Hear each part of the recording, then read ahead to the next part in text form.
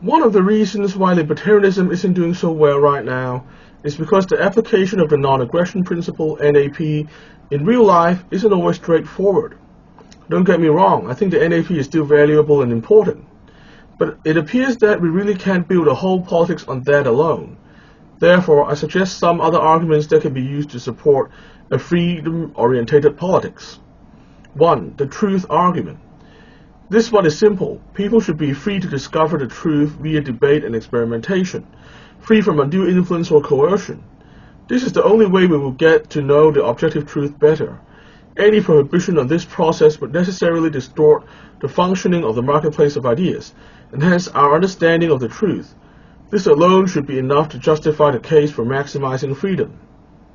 2. The compassion argument.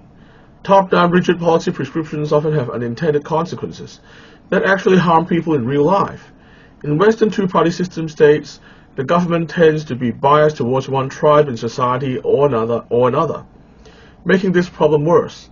On the other hand, when you give people freedom, they tend to know what to do with their lives most of the time, and they tend to know how to solve their own problems better than the government does. This is why it is almost always the objectively compassionate thing to do to give people more freedom. 3. The extended religious freedom argument. This is a more philosophical argument and is closely aligned with the moral libertarian philosophy of equal moral agency.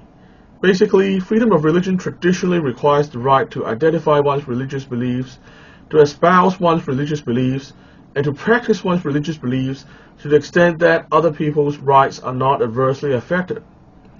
The reason why such a premium was placed on religious beliefs was because this idea came during a time when almost everyone was deeply religious, and the Western world was torn apart by sectarian religious conflicts.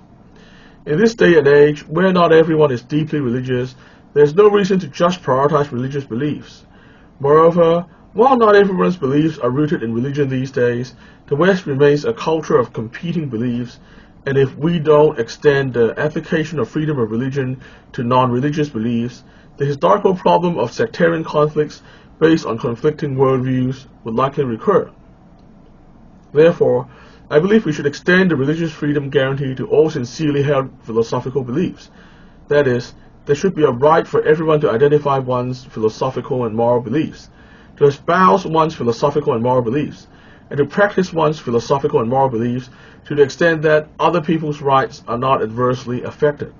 If anything, I think this is the only way that we can maintain the peace in Western countries for the foreseeable future.